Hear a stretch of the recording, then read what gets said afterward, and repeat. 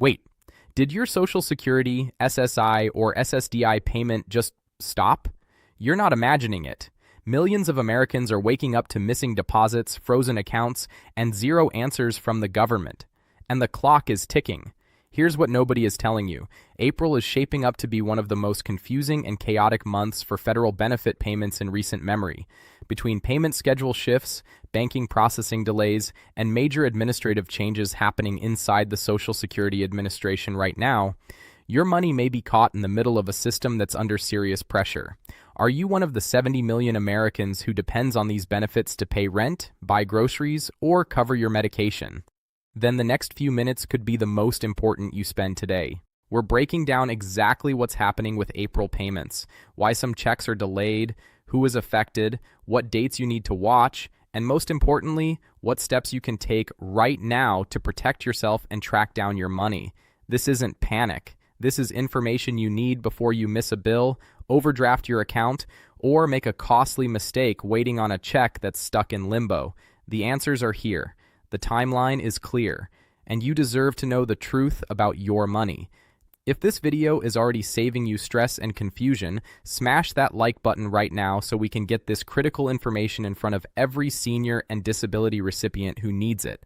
Let's go. So let's get right into it, because if you or someone you love depends on Social Security, SSI, or SSDI, you need to understand what is happening right now. Not tomorrow, not next week. Right now.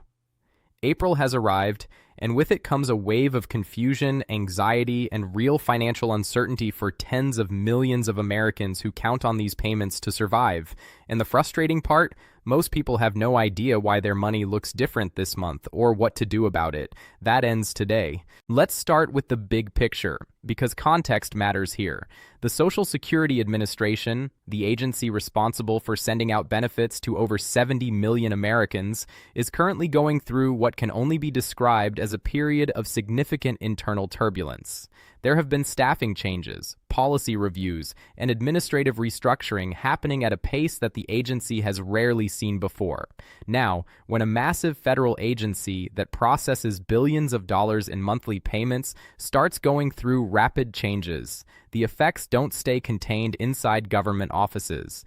They ripple out, and they ripple out directly into the bank accounts and mailboxes of everyday people who need that money to live. Now, here is something important to understand before we go any further.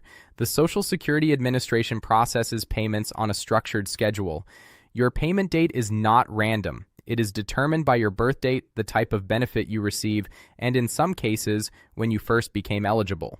For most Social Security retirement and disability recipients, payments go out based on the day of the month you were born. If your birthday falls between the 1st and the 10th of any month, your payment typically arrives on the second Wednesday of the month. If your birthday falls between the 11th and the 20th, you receive your payment on the third Wednesday. And if your birthday is between the 21st and the 31st, your payment arrives on the fourth Wednesday of the month. SSI recipients, on the other hand, generally receive their payments on the 1st of each month. But here is where April throws a curveball that catches people off guard every single time it happens. When the 1st of the month falls on a weekend or a federal holiday, SSI payments are issued early, meaning they get pushed to the last business day of the prior month. So if you received your April SSI payment at the end of March, that was not a mistake, that was not an error, and your April payment has not been skipped. You already received it. But here is the problem. When that happens and people do not know to expect it, they spend that early payment thinking it is their regular March money, and then April 1st rolls around and there is nothing in the account. That creates a financial crisis that did not have to happen, all because of a lack of communication and awareness. But payment schedule quirks are just one piece of this puzzle, and honestly, they are the easier piece to explain. The more complicated and more concerning situation involves the broader changes happening at the federal level that are directly impacting how the Social Security Administration operates day to day. Over the past several months, there have been significant workforce reductions at the SSA. We are talking about thousands of employees, people who process claims, answer phones, manage accounts, and handle the administrative work that keeps this system running, who have either been let go or have left the agency. When you reduce the workforce of any large organization rapidly, you create bottlenecks, you create delays, you create a situation where the volume of work remains the same, but the number of people available to do that work has shrunk dramatically. What does that mean for you as a beneficiary? It means that if there is any issue with your account, any discrepancy, any update needed, any verification required, it is taking significantly longer to resolve than it would have even a year ago. Phone wait times at the SSA have increased. Some people are reporting waits of over 2 hours just to speak with a representative. Field offices, which are the local SSA offices where people go in person to get help, have seen increased foot traffic precisely because people cannot get through on the phones, which creates even longer lines and wait times at those locations. It is a compounding problem, and it is squeezing the most vulnerable people the hardest. Now, let's talk about something that has been causing real fear in communities across the country. Reports and rumors circulating on social media suggesting that Social Security benefits are being cut, that payments are being stopped entirely for certain groups of people, or that the entire program is on the verge of some kind of shutdown. Let's address this directly and clearly, because misinformation in this space is genuinely dangerous. It causes people to make panicked decisions, to drain savings, to call hotlines that are already overwhelmed, and to experience levels of stress and anxiety that are genuinely harmful to health, especially for older Americans and people living with disabilities. Here is the truth. Social Security is not being shut down. Benefits are not being mass canceled. The program is funded through payroll taxes paid by working Americans, and those funds continue to flow into the Social Security trust funds. What is happening is that the administration and processing of those benefits is under strain, and there are ongoing political and policy debates about the long-term financial health of the program. But an ongoing political debate about the future of Social Security is very different from your benefits being cut off tomorrow. You need to be aware of the difference because conflating the two leads to panic, and panic leads to poor decisions. That said, and this is important, there are real and documented situations in which individual benefits can be paused, reduced, or stopped, and it has nothing to do with politics. It has to do with your specific account and your specific circumstances. If the SSA has flagged an issue with your account, perhaps they need updated information, perhaps there was a report of a change in your living situation, income, or marital status, or perhaps there is a question about your continued eligibility, your payments can be affected while that issue is under review. This is not new, but what is new is that the process of resolving these issues is taking longer because of the staffing and operational challenges we just discussed. So, what should you do if your payment is late or missing? The first thing, and I cannot stress this enough, is do not assume the worst. Do not immediately conclude that your benefits have been canceled or that something has gone catastrophically wrong. Start with the basics. Check your bank account carefully. If you receive direct deposit, verify that the deposit went to the correct account. Sometimes people switch banks, update accounts, or have debit cards expire, and the payment gets sent to an account that is no longer active or accessible. This is more common than you might think, and it is fixable, but you have to catch it. Next, if you do not see your payment and you believe it should have arrived based on your scheduled payment date, wait one additional business day before taking action.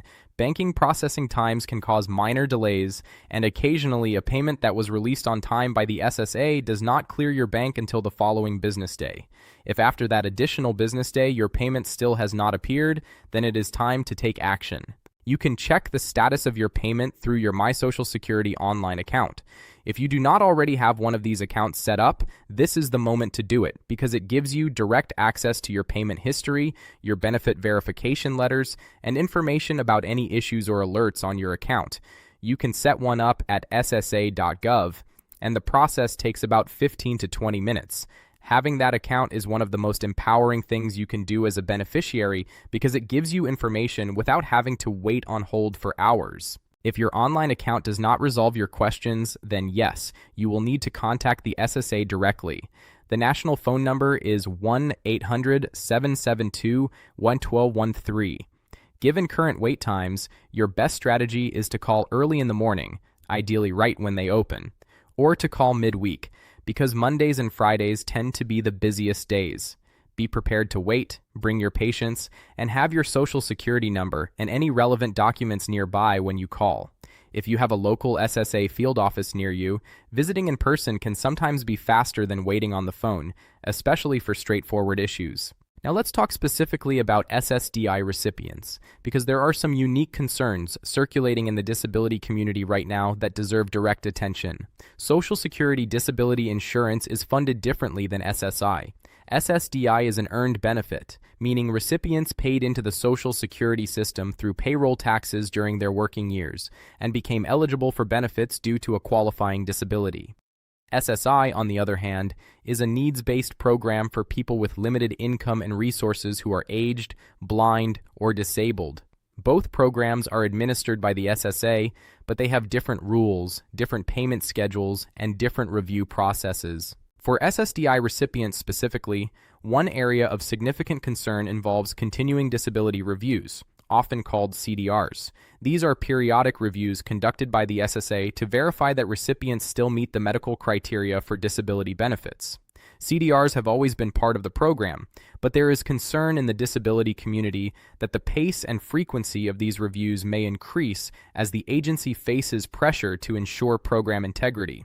If you receive a notice that your benefits are under review, it is absolutely critical that you respond promptly and completely. Ignoring a CDR notice, failing to submit requested medical documentation, or missing a deadline can result in your benefits being suspended, even if you are fully and clearly still eligible. If you receive such a notice, consider reaching out to a disability attorney or advocate, many of whom offer free consultations, because navigating a CDR without support can be overwhelming and the stakes are extremely high. For SSI recipients, there is a different set of concerns. SSI is subject to strict income and asset limits, and the SSA is required to periodically review whether recipients still meet those financial eligibility requirements. Any change in your financial situation, receiving a gift, inheriting money, adding someone to your household, or even certain changes in living arrangements, can affect your SSI eligibility or payment amount. The rules around SSI are notoriously complex, and small changes that seem insignificant can have outsized impacts on your benefit amount. If your circumstances have changed in any way recently, it is worth understanding how those changes interact with SSI rules before the SSA contacts you about them. Let us also talk about something that is affecting a lot of people right now who are not current beneficiaries, but who are in the process of applying for benefits. Application processing times at the SSA have increased substantially. For Social Security disability insurance in particular, the wait time from initial application to a decision can stretch to many months. And for those who are denied at the initial level, which is the majority of applicants, the appeals process can add another year or more to that timeline. This is not a new problem, but it is a growing one, and the workforce reductions at the agency are making it worse. If you or someone you know is in the process of applying for disability benefits, the most important advice is to be thorough and complete in your initial application. Gather as much medical documentation as possible, and seriously consider working with a disability advocate or attorney from the beginning rather than waiting until after a denial. There is one more thing we need to address, and it ties back to something mentioned earlier: the political and policy environment surrounding Social Security right now. There are active debates in Washington about the long-term solvency of the Social Security trust funds. According to projections from the Social Security Administration's own trustees, the combined trust funds are projected to face funding shortfalls within the next decade if no changes are made. This does not mean benefits disappear. It means that without legislative action, there could eventually be across-the-board reductions in benefits if the trust fund is depleted. But here is the key word: legislative action. Congress has addressed Social Security funding challenges before, and there is broad bipartisan political pressure to do so again.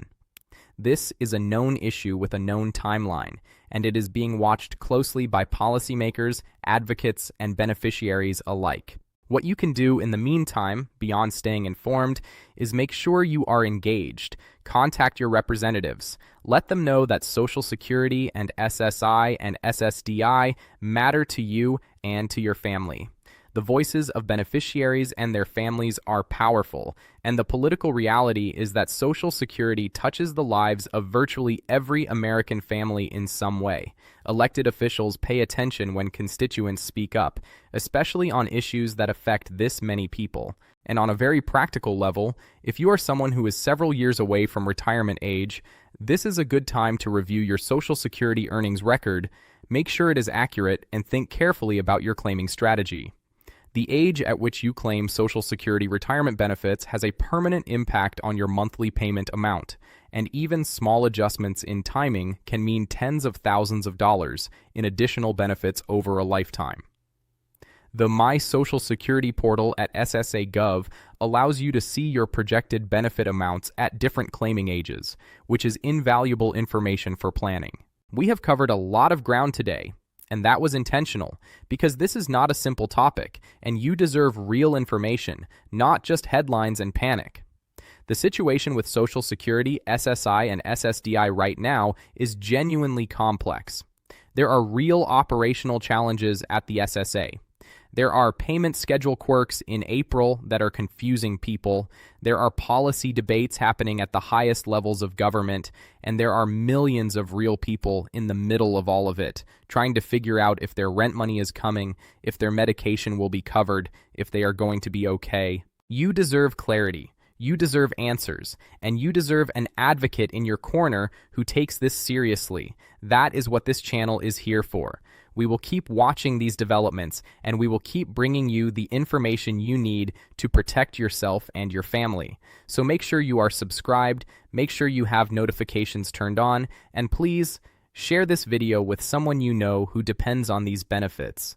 Because the more people who have accurate information, the better equipped our entire community is to navigate whatever comes next. We are in this together, and we are not going anywhere.